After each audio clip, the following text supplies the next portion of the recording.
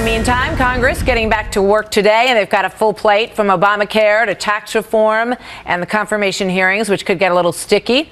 New members will be sworn in today. You remember the results of the November election? It's going to look like this: 52 Republicans in the Senate. And we'll take a look at the House as well. They get to work as they get sworn in today. There's a look at the House: 241 Republicans, 218 in the majority. President-elect Donald Trump also ready to tackle the agenda that he has laid out, tweeting this morning, quote, "People must remember that Obamacare just doesn't work and it's not affordable." 116% increases in Arizona. Bill Clinton called it, quote, "crazy," says the president-elect, joined now by House Majority Leader Kevin McCarthy. Happy New Year to you, sir. Good to have you with us today. Happy New Year to you and all the viewers. So we all remember Nancy Pelosi saying that you had to find out what was in the bill, and once you did, you were going to love it. Now she's concerned that you guys are going to mess it up as you try to repeal it. Here's what she said. It's the old thing of going into a china shop. You break it, you own it. And they're dealing with something that is very, when I say complex, it's sophisticated in terms of their meticulous attention to the detail of the provision so that they have the impact that they have. They have shown nothing in their ranting and raving that shows any level of knowledge of where they would go or where they would take this. So she says it's pretty complicated and that you guys might not understand it. So what do you say? Well, this is what I understand. The president said if you liked your health care, you could keep it. You can't.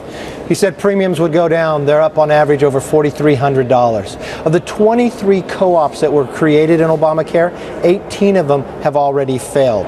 Insurance has pulled out of the marketplace. You have more than 1,000 counties that only have one choice. They have no competition. They have no options in those 1,000 counties across America. So if we do nothing, Obamacare collapses on its own.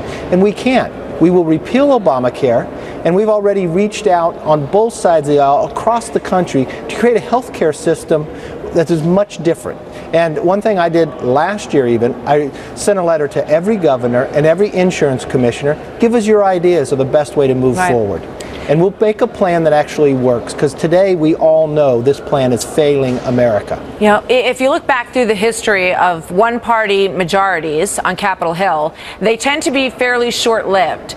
So there's a lot of pressure on you as leader to get things done and to do it effectively. You've got 19 million people who now have health care insurance who didn't have it before. It's very easy to envision a 2018 election where people say that, you know, you guys took their health care away. How are you going to prevent that? Well, you're not going to see where people are taking their health care away. When we repeal Obamacare, and no decisions are made yet on the process of where it's going. We're just now being sworn in today.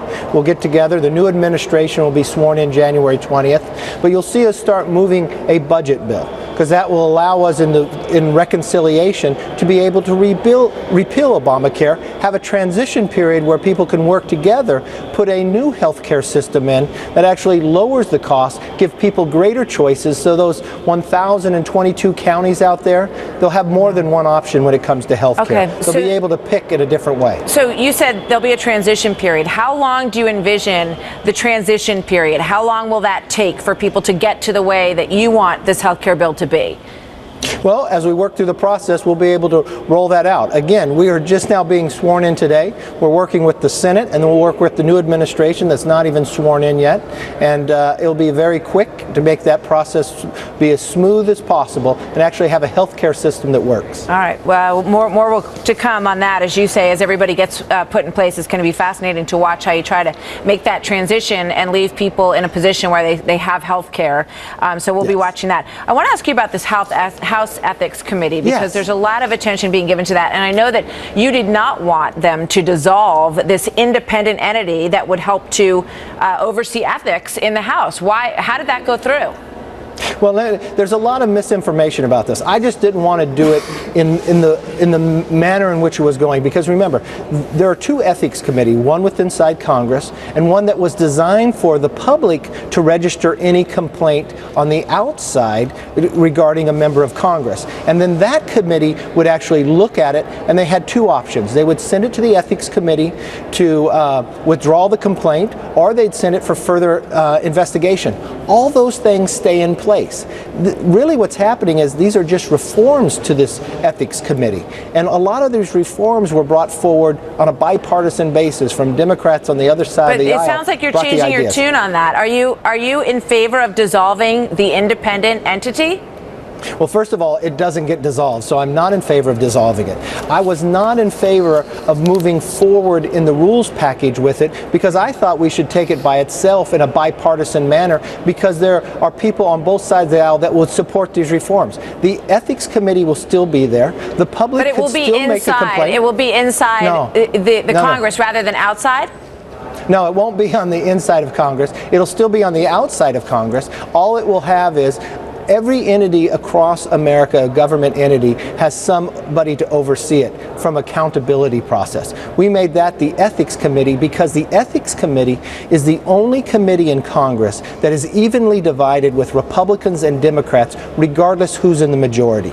So that's, to us, the fairest place for it to be, to have the authority. But it's on its own entity on the outside. The public can still register a complaint. They'll still investigate. All it does is set a time frame for how long these investigations can go on. It certainly started a conversation that may be distracting to your agenda, and I think that's a problem that you have. Before I let you go, very quickly, tell me the first regulation that you're going to try to repeal. Well, the first thing we're going to do today is we're going to start reforming the VA committee. When you look at the VA process, our troops and our veterans have not been treated correctly. This is a place that we are serious about looking at, a place that we worked with the Trump administration, and that's going to be our first action today. All right. It's called the REINS Act, and we look forward to hearing more about it. Kevin McCarthy, Majority Leader, thank you very much. See you next time, sir. Thank you. It has been a record year in the city.